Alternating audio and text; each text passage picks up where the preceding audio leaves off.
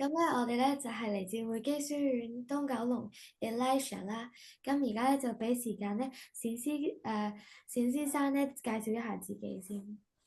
我叫冼國林，咁我其實就喺電影界咧，就最早拍嘅電影咧，其實就係、唔知大家聽過葉問未啊？其實我真正第一套去全力去參與嘅電影就叫葉問，即係甄子丹嗰套啦，葉問一。咁當時就我本身學詠春嘅，即係學功夫嘅，咁就師傅叫我去介紹詠春嘅時候咧，咁我就拍呢個電影，咁我跟住做武術指導啦。導演啦、監製啦，呢啲唔同嘅角色啦、編劇同埋故事都係我作嘅。咁譬如大家如果睇呢個葉問啊，終極一戰黃秋生嘅咧個故事咧，我寫嘅都係咁，所以其實係有幾個職銜啦、出品人啦、監製啦、編劇啦、導演啦、動作指導都做過。我想問下你，即係你中學嘅時候有冇諗過將來有啲咩想做嘅嘢咧？其實就真係冇嘅。咁我中學嘅時候咧，淨係諗住讀好啲書啦。咁第日同埋我中學嘅時候已經學功夫嘅啦。咁我諗緊即係盡量學好啲功夫。但係當時冇諗過去做武術指導，亦都冇諗過做拍電影嘅。咁拍電影係一個無心插柳嘅。就正如我就所講，就係我喺英國2005年咧讀完書翻嚟嘅時候咧，讀完 law 翻嚟咧，咁詠春師傅就阿葉準啦，佢哋成班就問我有咩辦法推廣詠春拳，咁我就諗起拍電影，就由嗰陣時咧就真係參與拍電影。其實之前咧，我跟另一個師傅咧，你年輕一輩未必識嘅，叫劉嘉良師傅，佢係洪拳嘅，佢就拍好多電影。佢試過拍電影嘅時候揾我去做佢助手，咁我就正式參與個電影就係比起呢個葉問2007年嘅葉問咧仲早嘅，但係真正自己參與咧就2007年嘅。葉問電影係無心插柳，純粹想推廣中國文化、中國武術而參與嘅。好嘅，咁咧想問下你喺你呢個職業生涯裏面啦，即係喺做導演啊或者武術指導嘅時候，面臨過一啲即係咩挑戰咧，同埋你係點樣克服佢哋嘅咧？先講，我就由做武術指導編劇開始嘅，就唔係正式做導演先嘅，係後來先做導演嘅。咁嗯。咧就我覺得做武術指導咧，記住唔係一定識功夫嘅。其實好多武術指導咧，佢係識動作，唔係真係學傳統功夫，唔係話咩洪拳、詠春、蔡李佛嘅。但係佢不嬲就識跳躍啦、翻騰啦，咁佢就用咗好多叫想像空間嘅，咁就度出好多功夫嘅招數。其實如果識功夫嘅人咧，未必可以做到武術指導。但係相反，個唔識功夫，但係佢對於動作有研究嘅人咧，佢可以做一個好好嘅動作武術指導，或者我哋叫動作導演。嗱，譬如舉個例啦嚇，董偉啊，董偉先生，佢其實唔係學功夫出身嘅，佢係打關斗學北派出身嘅。但係由於佢個頭腦好清晰、好鮮明，就諗咗好多嘅好靚嘅動作喺嗰個電影度。咁其實唔係一個功夫出身嘅人，就做咗一個好出色嘅動作導演。譬如我大家洪金寶大哥知啦，我諗有人聽過洪金寶啦。洪金寶大哥就係七招打關斗嘅啫嘛。咁但係後來因為佢自己對啲動作嘅興趣研究，就佢好有想像力，所以佢係成為一個好出色嘅動作導演。而我當時咧，因為冇咁嘅經驗咧，咁初初有啲困難嘅。不過跟住就偷師啦，跟住學完學完，我就發覺，因為我本身強啊，因為我師傅劉家良咧就係真正功夫做動作導演嘅，咁我就變咗我個藥箱裏邊，我個資料庫多過佢哋，咁所以我度嘅動作咧，譬如詠春咁，你睇到係咁打一條嘢除出嚟嗰啲，係因為我本身對詠春熟先打到，即係由唔識變到識。咁想問下你點樣去選擇一個劇本啊，或者故事嚟拍攝嘅咧？啊，首先咧，劇本一劇之本，你選擇劇本嘅時候咧，一定要知道個內涵，嗰個主題講乜嘢，因為個主題究竟符唔符合市場需要啦，或者如果我偏向有教育意義嘅，咁佢符唔符合教育意義啦，帶唔帶出信息啦。另外一啲導演佢可能純粹係譬如黃晶咁啊，黃晶佢中意，總之以票房為主，吸引到觀眾眼球。咁我自己咧就唔同啦，我係比較係有每一個電影我拍嘅電影咧，都有個教育意味喺度嘅。咁我會選擇呢一樣嘢。第二，選擇呢個劇本之餘咧，仲要選擇咩？究竟有冇人適合拍呢套電影，適合做呢套戲裏邊嘅角色？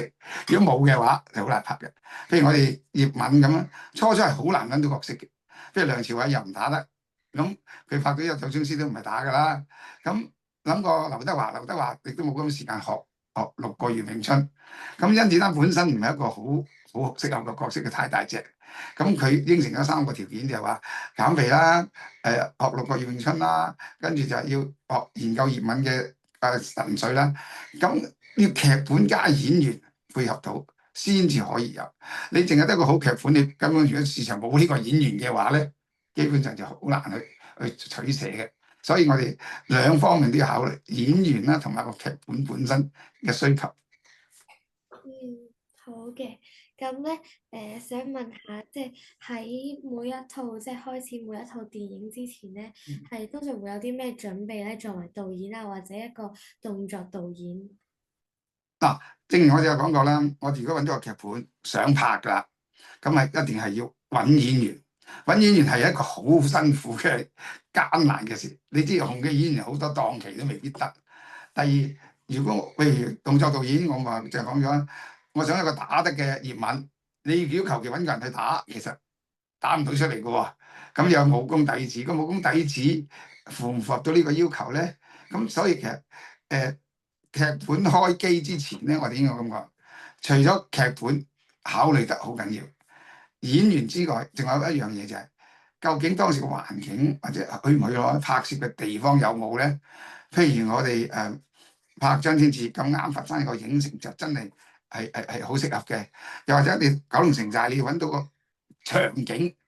佢而家係用假景，用所謂 CG 啦，但係如果係一個真景嘅拍出嚟，可能靚好多噶嘛。咁我哋考慮好多因素，其實就唔係咁簡單，即係難聽一言難盡。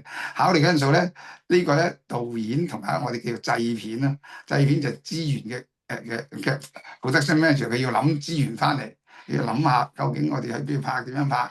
仲有譬如我哋得2個半月，咁啲演員夾個檔期得唔得啦？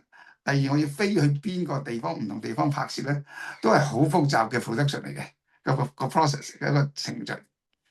咁就想即係就想問下咧，即係隨住科技嘅發展啦，可能有 AI 啊，或者唔同新嘅應用程式啊，或者一啲新嘅科技出現啦，你覺得即係對於導演啊，或者武術指導呢兩個工作上面，有冇啲咩實質嘅變化，或者可能即係呢兩個工作未來嘅前景大概，你覺得會係點咧？啊，其實 AI 嘅出現咧係幫咗好多嘅。嗱，點解咧？我諗大家聽過 stuntman 即係替身，聽過未？咁聽過㗎啦。其實好多時演員咧，我哋為咗啲好危險嘅動作，唔想佢做，因為佢受咗傷嘅話咧，我哋成日去拖垮咗㗎嘛。咁就揾啲替身。咁揾替身要揾個似樣啊，肥瘦高矮差唔多啊，咁身形差唔多咧，其實好難㗎喎，係咪？好啦，但係另外一樣嘢，啲場景問題啦。場景如果要揾到好大場景咧，三分雪粒啊，即係雪崩啊等等，你係做唔到嘅。咁呢啲就係啦，我哋唔知睇個拍攝係用個綠布後邊嘅所謂 CG，綠布就做啲假景喺裏邊，呢個已經科技進步咗。嗯 AI 咧可以做多一樣嘢啫，唔需要一定係替身啦，可能有啲好危險嘅動作用 AI 去做咗，去頂咗佢。甚至有時有啲演員突然間佢補氣唔夠當期嘅時候，我可能會用 AI 咧就係幫佢透翻一個人出嚟，咁我哋咪變咗唔使揾個演員再補氣咯。啊，嗯。咁所以其實咧 AI 係幫咗好多手嘅，未來咧可以幫輕咗動作導演啦，甚至導演本身，你文戲都有替身噶嘛，咁或者個演員病咗，你咪要揾個 AI 幫手咯，咁呢個係幫助好大嘅。好嘅，咁如果未來啦，你覺得 AI 有冇機會會取代導演或者武術指導呢個工作咧？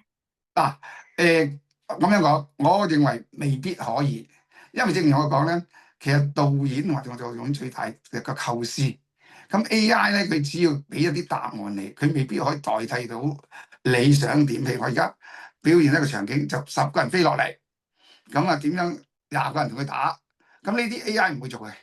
但係你 set 好咗之後，AI 可能會話俾你可以點做。所以其實個構思咧係代替唔到嘅，即係話我哋成個最後都係講個腦啊嘛。暫時 AI 係未去到代替到人腦嘅地步，所以我哋覺得唔擔心。但係 AI 係幫到手嘅。咁睇嚟咧，即係 AI 可以做一個輔助嘅角色啦，去幫助咧，即係一套電影變得更加好啦，或者係即係幫輕導演同埋動作指導嘅一個即係好好用嘅一個幫手。好好，冇錯。咁咧好多謝咧今日咧冼先生啦嚟到呢度接受我哋嘅訪問啦，好多謝你寶貴嘅時間啦。咁咧嗯今日嘅訪問咧就係咁啦，多謝晒，嗯，拜拜。拜拜。